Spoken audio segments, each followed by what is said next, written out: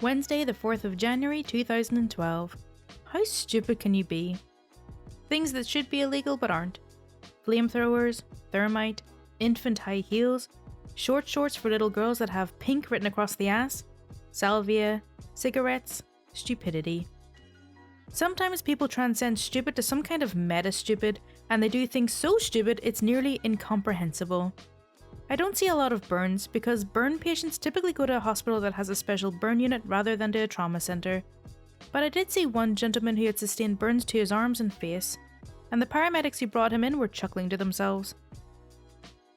Turns out, the guy was washing the side of his van, but he was having some trouble scrubbing off some of the grease, so he chose a solvent that works very well for cleaning grease and tar, gasoline, while he was smoking. Now what could possibly go wrong? Shockingly, the fumes ignited, setting both the van and him on fire.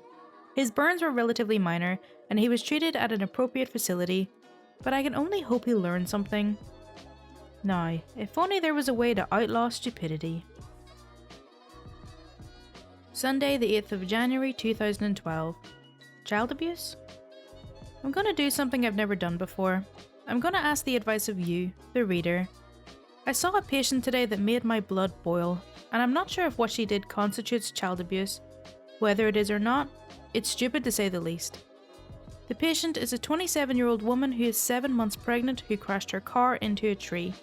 She had no specific complaints, but the paramedics brought her in mainly because she is very pregnant. I have no problem with that whatsoever. Even if there is minimal damage to the car, any large physiologic stress can induce labour, so these women should be brought in for evaluation. My initial survey didn't show any obvious injuries, but she seemed to be acting strangely, and her eyes seemed to be darting back and forth very quickly, and her breath smelled a bit funny. Fortunately, her entire workup was negative, except for a urine drug screen. As I suspected, it was positive for PCP. Now, before you decide if this was child abuse or not, I forgot to add one final detail. Her 1-year-old son was in the car with her too. He was fine, fortunately. She got up and walked out of the ER and disappeared, before I got a chance to call the police. Tuesday, the 10th of January 2012. The end is nigh. Suicide isn't funny. Depression isn't funny. Sometimes, however, the world just throws you a curveball, and you can't help but chuckle at an otherwise sad situation. Seems like an oxymoron, eh? I was called to do a trauma consultation on the psych ward.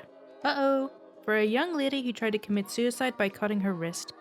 As I've said, the hardest part about a suicide attempt is trying to guarantee that the attempt will not be successful.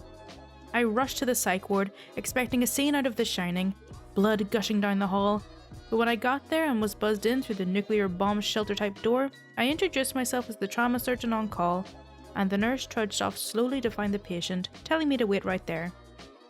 Okay. He came back several agonizing minutes later with a young lady who may have been attractive if it had not been for the slack-jawed, medicine-induced look of sheer apathy on her face. Her wrist was loosely wrapped in gauze. I looked at the nurse as if to ask if this was the correct patient. He just stared at me expectantly. I unwrapped her wrist and saw 3 tiny scratches. This? I asked incredulously, pointing. Yes, the nurse replied. That's what she did with a plastic knife. Does she need stitches? Plastic knife? Stitches? She got a few butterfly strips and I left. They called me back 2 days later for the same patient. Plastic knife. Same wrist. Again. I politely asked them to take their plastic knife away now, please. They really put the moron in oxymoron. Thursday, the 12th of January 2012. Mummy. For those who speak the Queen's English, this post refers to the Egyptian-style mummy, not the woman who birthed you. I just thought I'd get that out of the way to avoid confusion and to prevent you from thinking this post is about my mother. She's just fine, by the way. This particular patient is from my training, though there are some patients and some conditions I've seen that are so bizarre it feels like it was yesterday. I'll warn you, if you don't like gory stories, turn back now. You have been warned. I was asked to see a patient with active arterial bleeding in the trauma bay. This usually indicates a stabbing or a shooting, but in this case, not so much. Well, actually it was a stabbing, sort of. I walked up to the patient who smelled vaguely of a landfill, and I immediately noticed his right wrist was bandaged tightly. I asked the nurse what the problem was, and with a crooked smile, he said simply, "Take the dressing down, you'll see." When I took off the gauze, what greeted me was a mummified hand that looked sort of like this. Except that it was attached to a very much alive appearing arm. And yes, it was actively spurting blood. I quickly applied a pressure dressing and asked the patient what the hell was going on. My father always taught me, don't ask a question that you don't want to know the answer to. Well, I was not quite prepared for this particular answer. It turns out the guy was a heroin addict, and he had run out of veins to inject several months prior. So in his desperation, he began shooting into his radial artery, the pulse in your wrist. That site quickly got infected, so he tried to dig the infection out, in his words, with an ice pick. A dirty ice pick. Where the hell do you even get an ice pick these days? Well, that obviously didn't work so well, and after a while, the hand lost its blood supply and died. And all the while he continued shooting into the artery, and now that artery was shooting blood up to the ceiling. He lost his arm, and his injection site later that day. Monday, the 16th of January 2012. Dumbception. If you've seen the movie Inception, then you know it's about dreams within dreams within dreams. If you haven't seen it, what the hell are you waiting for? Go see it. This next story I like to call Dumbception because it's just multiple layers of dumb. 2 nights ago, I got a call that the medics were bringing in a fall at 3 AM. I watched through bleary eyes as they wheeled in a young kid who looked no older than 15 and was completely unconscious and covered with 3 thick blankets that were clearly not from the paramedics. My eyebrows raised just a little bit. He had a little bruise next to his right eye and a band-aid over his left temple. Medics never use band-aids. My eyebrows raised just a little bit more. The medics then launched into their story. They got a call to check on this child who was asleep on a porch. And when they got there and saw the band-aid, they thought he had been beaten up. Thus, he was called a trauma. To me, the kid looked passed out drunk. I looked at the medics, and they both slowly shrugged as they gathered their stuff and walked out. After shaking my head several times, I got a quick CT scan of his brain and face, and I saw that everything was normal. The story came out a few hours later.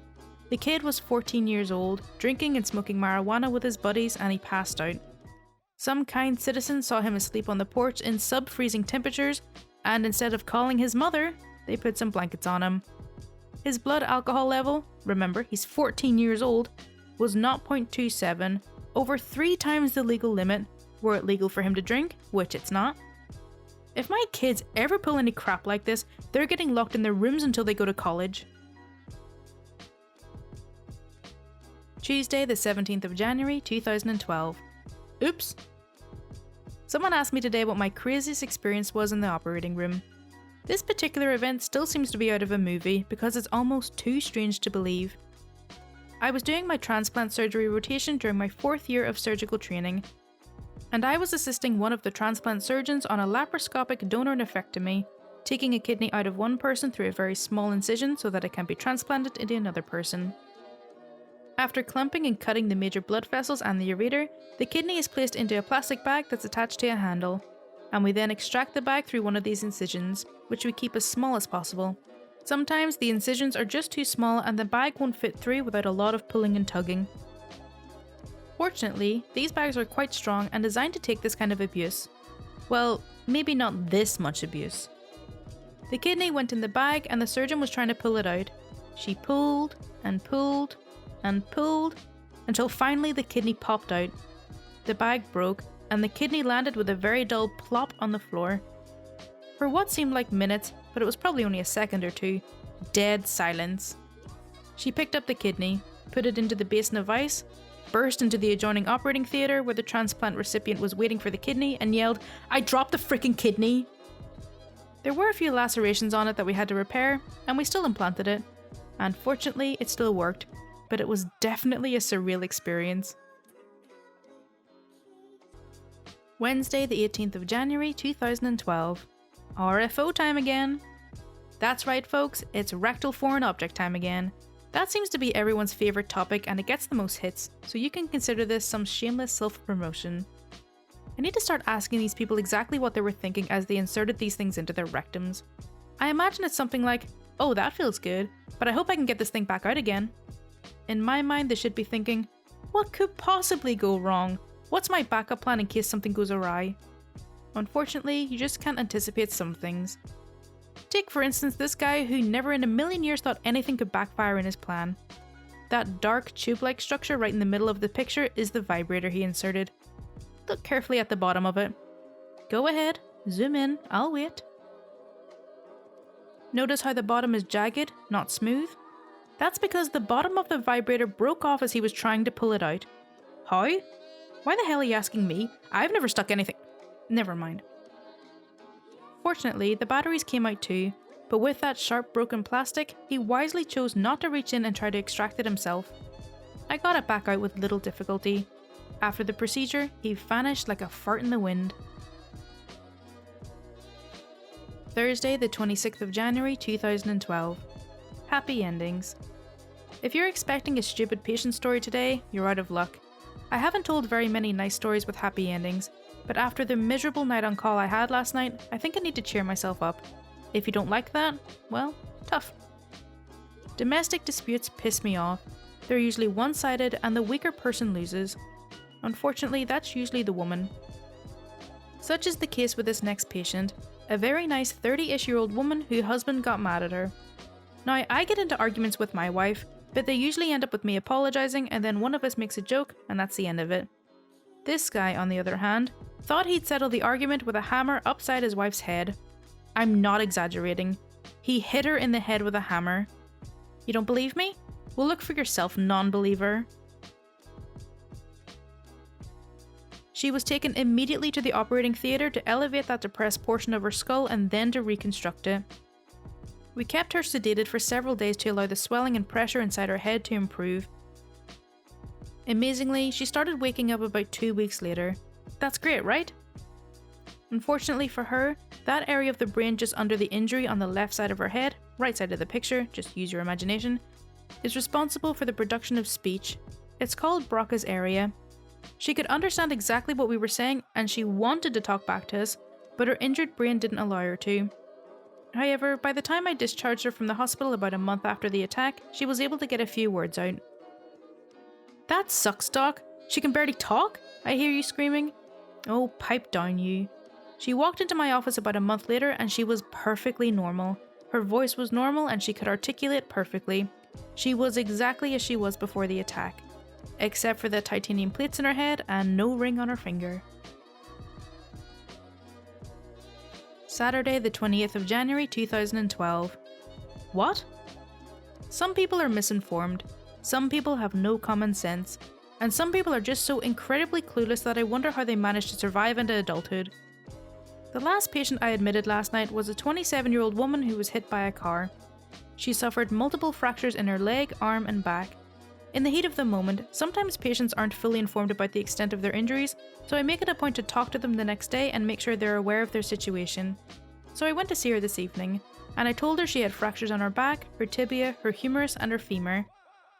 My femur? She asked wide-eyed. Am I going to be able to have kids? I stared at her blankly for a second while I gathered the strength not to ask her what the frick she was talking about. Yes ma'am, you can have kids. Your femur is your thigh bone. Oh, I thought it was part of the vagina. No, the thigh bone is not connected to the vagina bone.